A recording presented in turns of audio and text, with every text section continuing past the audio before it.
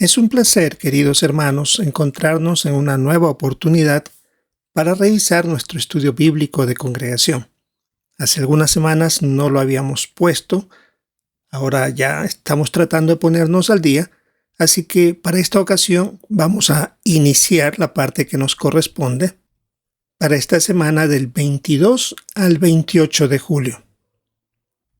Para esta ocasión empezamos una nueva sección, la número 5. En nuestro libro lo podemos encontrar en la página número 100. El tema de esta sección 5 es Los apóstoles y los ancianos se reunieron. Esta sección 5 abarca lo que tiene el relato de Hechos, capítulo 15, desde el versículo 1 hasta el 35.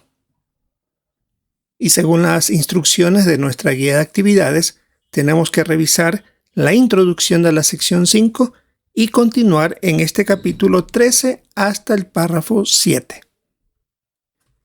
Podemos resumir la introducción de la página 100 diciendo que en el primer siglo surgió una controversia que puso en peligro la paz y la unidad de las congregaciones. Veremos a quienes acudieron en busca de instrucciones para resolver el problema y al hacerlo, cómo nos pone el ejemplo para aplicarlo en la actualidad dentro del pueblo de Dios si surgen situaciones que también puedan poner en peligro dicha paz y unidad de cada una de las congregaciones. Así que empecemos examinando. En la página 101 tenemos el primer capítulo de esta sección 5. Es el capítulo 13. El tema, tras mucha discusión. Como resumen, dice que se le consulta al cuerpo gobernante si es necesaria la circuncisión. Este capítulo 13 contiene la información de Hechos, capítulo 15, desde el versículo 1 hasta el 12. En esta ocasión vamos a revisar los 7 primeros párrafos de este capítulo 13. Empecemos entonces revisando la pregunta 1 al 3. La parte A. ¿Qué debate amenazó con dividir a la congregación del siglo I? Fue la noticia que un gran número de gentiles estaba siendo cristianos y se estaba esta noticia regando por la ciudad.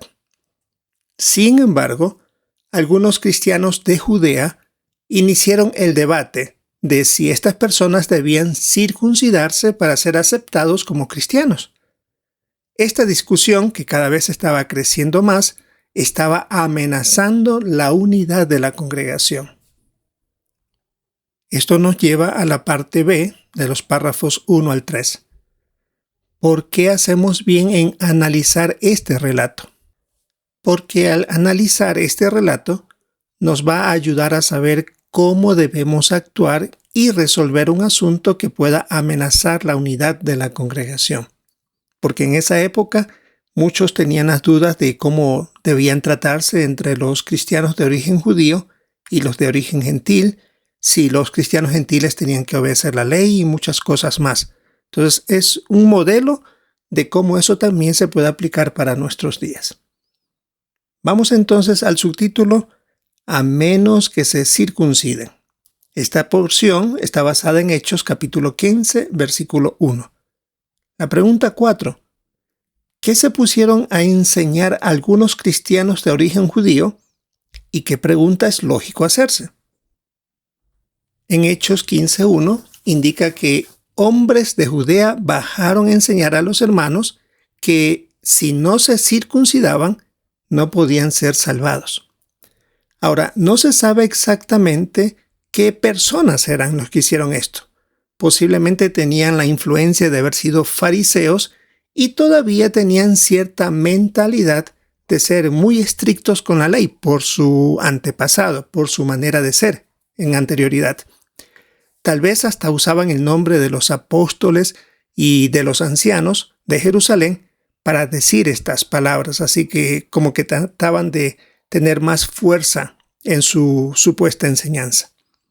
La pregunta que viene a continuación es, ¿por qué había cristianos de origen judío que aún defendían la circuncisión?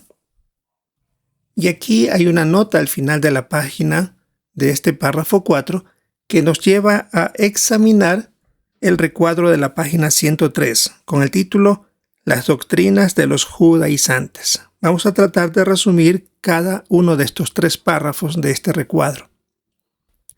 El primer párrafo indica que aparentemente el cuerpo gobernante del siglo I ya había resuelto el asunto de la circuncisión. Aún así, todavía habían algunos que se empeñaban en cuestionar la decisión del cuerpo gobernante. Por eso el apóstol Pablo les llamó falsos hermanos, que lo que hacían era distorsionar las buenas noticias acerca del Cristo. A estos hombres que promovían estas ideas se les llamaba judaizantes. ¿Por qué? Porque estaban promoviendo que para que Dios los considere justos, tenían que obedecer la ley de Moisés, que ya había caducado para esa época. Y esto lo aplicaban en asuntos de alimentación, la circuncisión y también las fiestas judías. Además, estas personas se sentían incómodas. Sin duda tiene que haberse notado su incomodidad en presencia de los cristianos de origen gentil. Esta actitud hasta llegó a contagiar a hermanos de origen judío que dirigían las congregaciones. ¿Hasta qué punto? El relato bíblico dice que llegó a afectar hasta al apóstol Pedro, porque en una ocasión los evitó y hasta dejó de comer con ellos, cosa que él lo hacía y sabía perfectamente que Jehová había aceptado a estas personas. Y recordamos que en Gálatas 2, del 11 al 14, Pablo tuvo que corregir con firmeza a Pedro y a otros que estaban imitándolo en cuanto a evitar a los cristianos gentiles. Así que vemos hasta dónde estaba contaminando esta manera de pensar que no era la apropiada.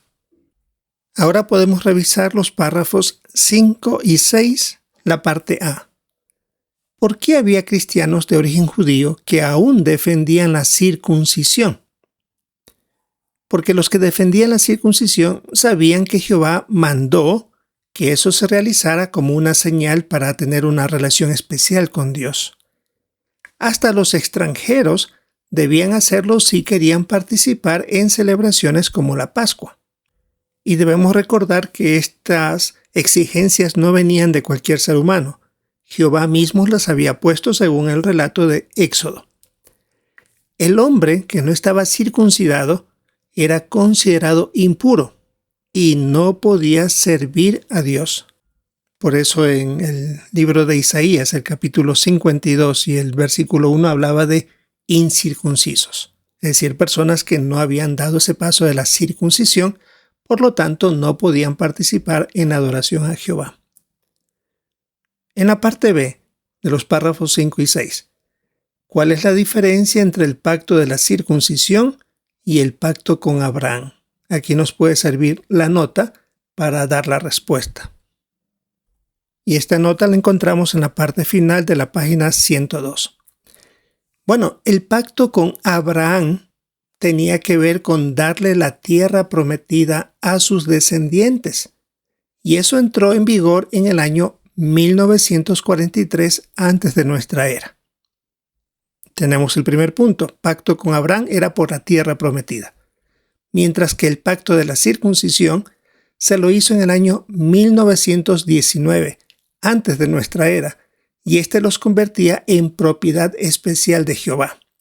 En el pacto con Abraham tenía que ver con tierra, mientras que en el pacto de la circuncisión con seres humanos.